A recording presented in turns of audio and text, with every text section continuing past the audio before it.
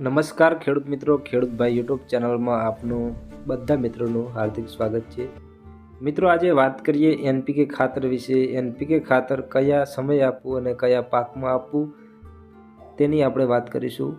વિડીયોમાં બને રહેજો અંત સુધી। આપણી ખેડૂત ભાઈ યુટ્યુબ ચેનલમાં પહેલી વાર આવે તો ચેનલને સબસ્ક્રાઈબ કરજો અને સાથે તમારા મિત્રો સાથે શેર કરજો। વિડીયોમાં નવા હોય તો લાઈક જરૂરથી કરજો, જેથી કરીને 100% માહિતી મિત્રો મળી રહે।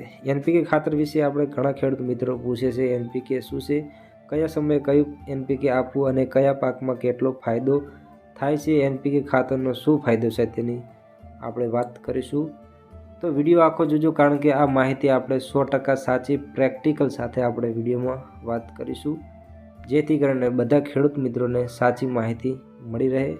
ઘણા બધા ખેડૂત મિત્રો એનપીકે ખાતર વાપરતા હોય છે અને કયું ખાતર કયા સમયે વાપરવું અને કયું એનપીકે વાપરવું એ ખાસ મહત્વ વાત છે, જેથી કરીને આપણે આ વિડીયો બનાવ્યો છે। વિડીયોમાં સબસ્ક્રાઈબ નહીં કરો તો ચાલશે, પણ વિડીયોની અંદર અંત સુધી બને રહેજો, જેથી કરીને મિત્રો યોગ્ય માહિતી તમને મળી રહે।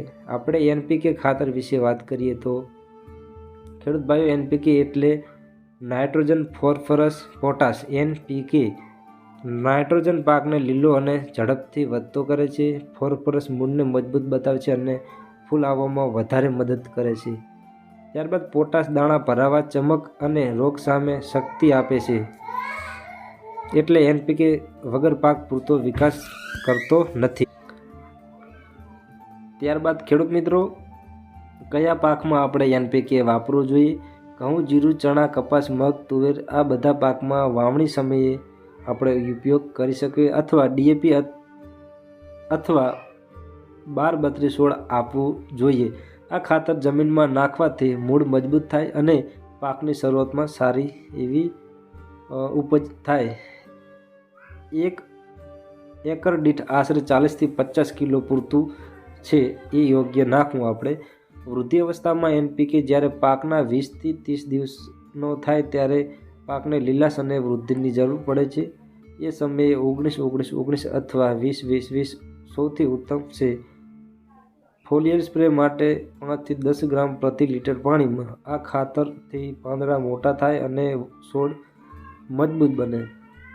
ફૂલ આવવાની અવસ્થામાં ખેડૂત ભાઈઓ, ફૂલ આવવાની અવસ્થામાં ખૂબ જ મહત્વની છે। આ અવસ્થામાં કપાસ, ચણા, મગ, તુવેર, ટામેટા, મરચામાં ફૂલ ઘણી વખત ખરી જાય છે। એ સમયે 00-52-34 અથવા 13-00-45 સ્પ્રે કરો। 5 ગ્રામ પ્રતિ લીટર પાણીમાં। આ ખાતર ફૂલ ખરતા અટકાવે અને ફળ સેટિંગ વધારે થાય।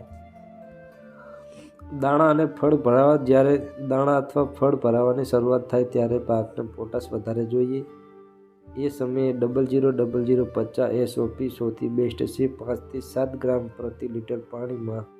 આથી દાણા વજનદાર, ફળ ચમકદાર અને ઉત્પાદનમાં વધારે મળે છે।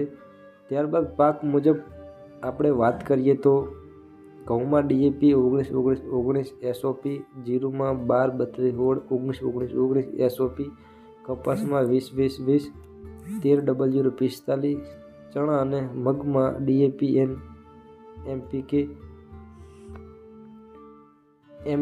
એમકેપી એસઓપી। આ રીતે એનપીકે આપશો તો ઉત્પાદનમાં ચોક્કસ વધારો થશે। અને ખેડૂત ભાઈઓ ધ્યાન રાખજો, સ્પ્રે હંમેશા સવાર અથવા સાંજે જ કરો। વધારે માત્રા ન આપશો। જમીન ટેસ્ટ કરાવશો। ઝીંક, બોરોન સાથે વધુ ફાયદો મળે। જો તમને આ માહિતી ઉપયોગી લાગી હોય તો વિડીયોમાં લાઈક કરજો, ચેનલમાં નવા હોય તો ચેનલને સબસ્ક્રાઈબ કરજો અને આ માહિતી બીજા ખેડૂત મિત્રો સુધી પહોંચાડજો। જય ખેડૂત, જય જવાન।